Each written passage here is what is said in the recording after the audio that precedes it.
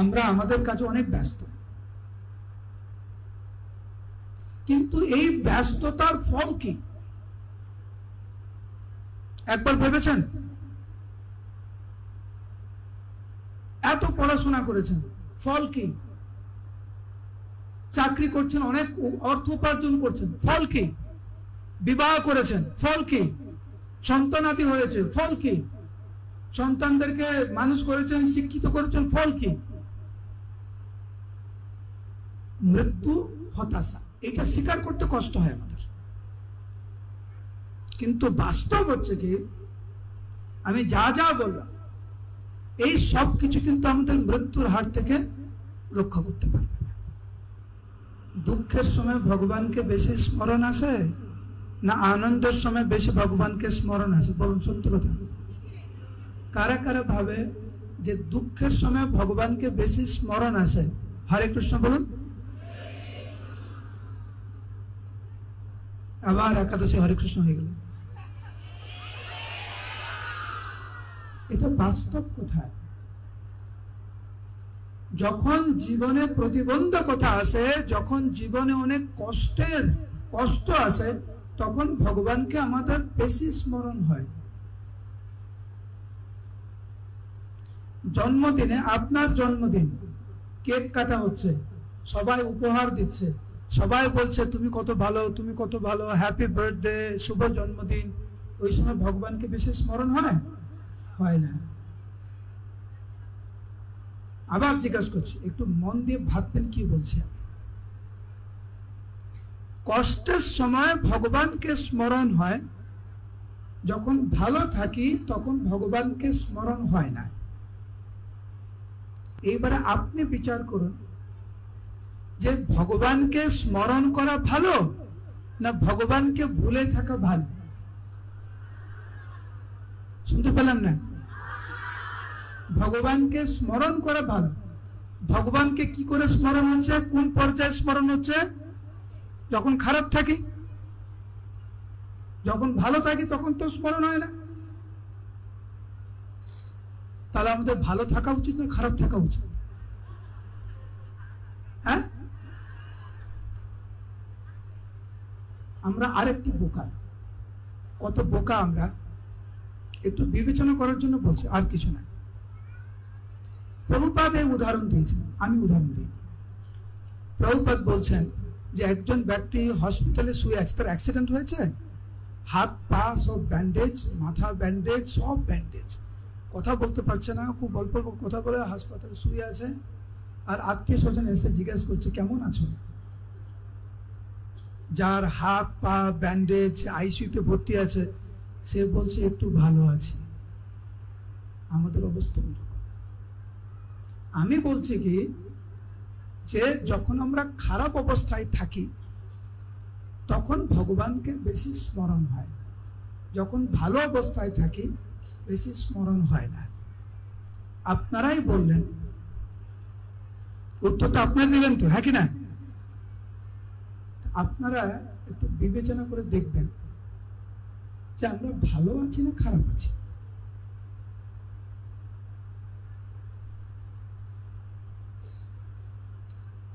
আমাদের চেতনাটা কতটা অধঃপতিত যে আমরা যে খারাপ আছি ওটাও বলতে পারি না।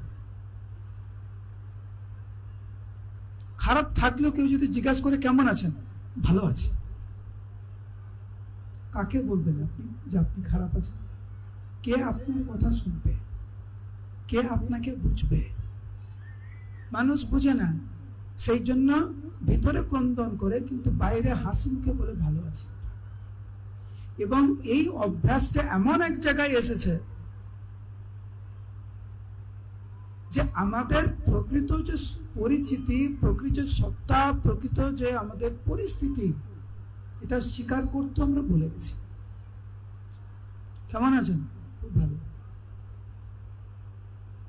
আর অপর ব্যক্তি যদি বলে দেয়, আপনি কারোকে জিজ্ঞাসা করছেন কেমন আছেন, ও আপনাকে বলছে খুব ভালো আছে। ও যখন আপনাকে জিজ্ঞাসা করবে আপনি তখন ভাবছেন আর ও বললো খুব ভালো আছে, তাহলে আমার তো কমপক্ষে খুব ভালো আছে তো বলা উচিত, তাহলে ওর কাছে ছোট হয়ে যাবো। ও যখন বলছে ভালো আছে, আমি তখন বলছি খুব ভালো আছি। দুইজনেই ভালো নেই। আর আমাদের প্রকৃত পরিস্থিতি যতদিন না পর্যন্ত আমরা সঠিকভাবে উপলব্ধি করব, ততদিন কিন্তু খ্রিস্ট ভাবনামৃতের পথে কিন্তু আমরা এগোতে পারবো না, সম্ভব না। মানুষ কষ্ট পাচ্ছে, স্বীকার করতে চাইছে না।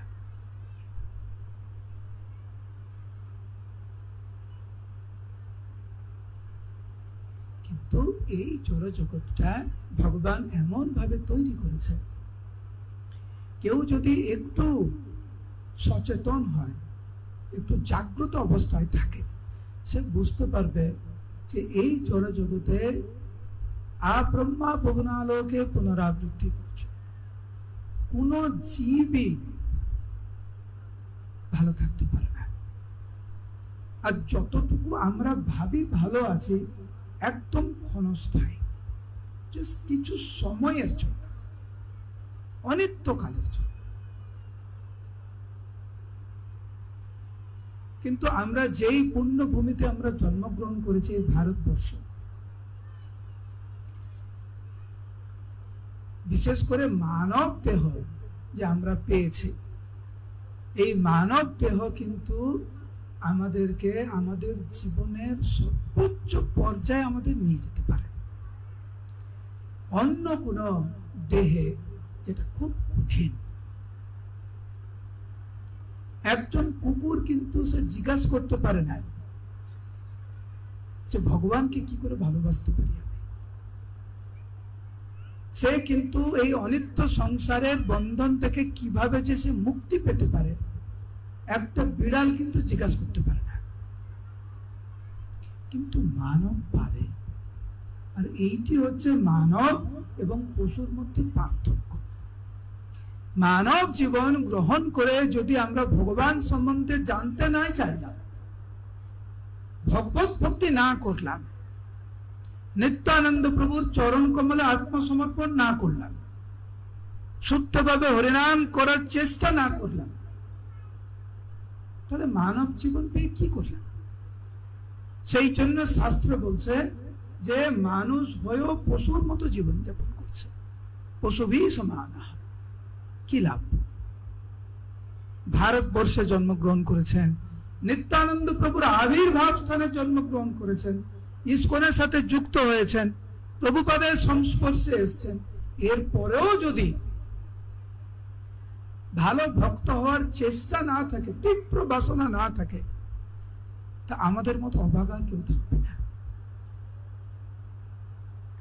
সেই জন্য প্রত্যেকটি জীবের উচিত, প্রত্যেকটি ভক্তের উচিত যে সুবর্ণ সুযোগ মহাপ্রভু আমাদেরকে দিয়েছেন তা পূর্ণরূপে সদ্ব্যবহার করা। আমরা আমাদের কাছে অনেক ব্যস্ত,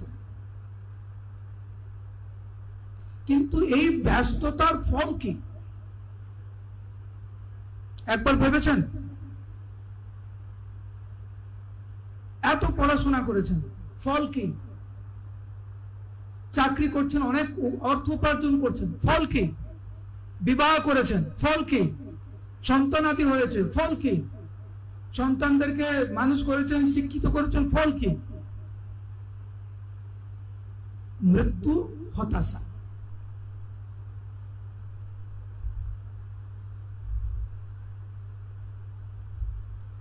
এটা স্বীকার করতে কষ্ট হয় আমাদের, কিন্তু বাস্তব হচ্ছে কি, আমি যা যা বললাম এই সব কিছু কিন্তু আমাদের মৃত্যুর হাত থেকে রক্ষা করতে পারবে না, সম্ভব নয়।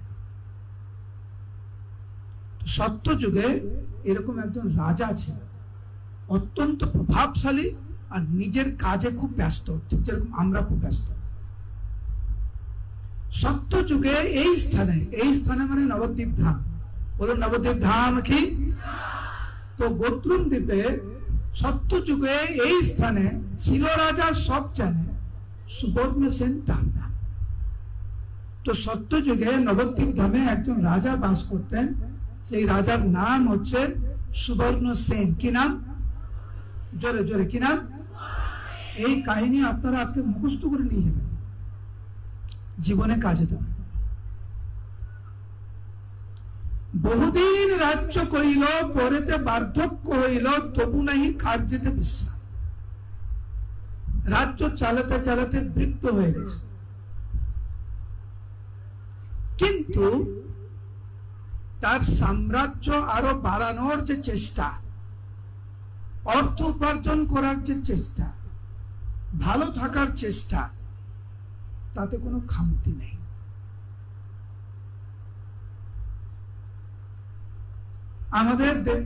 আমাদের জীবনে অনেকটা এইরকম। আমাদের কর্ম জীবনে হোক, সংসারের জীবনে হোক, যে শিক্ষার জীবনে হোক, আমরা এতটা ব্যস্ত হয়ে পড়েছি যে জীবনের যে পরম উদ্দেশ্যটা আমরা ভুলে গেছি। ঠিক যেরকম সুবর্ণ সেন ভুলে গেছে, ঠিক মতো হাঁটা চলা করতে পারছে না, কিন্তু অর্থ উপার্জন করার জন্য খুব পারদর্শী। সে বুঝতে পারছে না যে যে কোনো সময় তার মৃত্যু হতে পারে, যে কোনো সময় তার মৃত্যু হতে পারে, কিন্তু অর্থ উপার্জন করার জন্য অনেক টান। যে সংসারের প্রতি আমাদের এত টান, যে পদের প্রতি আমাদের এত টান, ঐশ্বর্যের প্রতি আমাদের এত টান, সন্তান, পুত্র, কন্যা, স্বামী, স্ত্রীর প্রতি আমাদের এত টান, এই টান স্বরূপ, টানের যে ফল, আমাদেরকে জন্ম মৃত্যু জড়াব্যাধির চক্র থেকে উদ্ধার করতে পারবে? সারা জীবন আপনি যাকে দিয়ে দিয়েছেন, সে মৃত্যুর সময় আপনাকে বলবে তুমি চিন্তা করো না, আমি আছি? বলবে? কখনো বলবে তোমার আর কোনো রোগ হবে না, তোমার বয়স বাড়বে না, তুমি চিন্তা করো না, তুমি আমার জন্য এত কিছু করেছো, আমি দায়িত্ব নিচ্ছি? দেখবেন বেশিরভাগ ক্ষেত্রে আমরা যাকে ভালোবাসা বলে এই জগতে, এই ভালোবাসার পিছনে পুরোটাই স্বার্থ লুকিয়ে আছে। যেই দিনকার যাকে আপনি ভালোবাসেন বা যে আপনাকে তথাকথিত ভালোবাসছে, যখন স্বার্থে যখন ঘা পড়বে, আসল রূপটা তখন বেরোবে।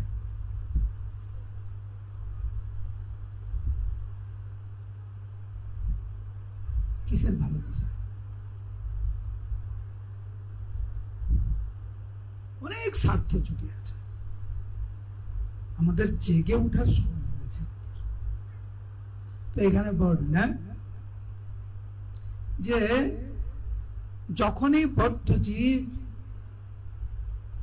এই জড় জগতের মধ্যে খুব গভীর ভাবে আকৃষ্ট হয়ে পড়ে, কোনো না কোনো ভাবে ভগবান তার শুদ্ধ প্রতিনিধি পাঠিয়ে দেন।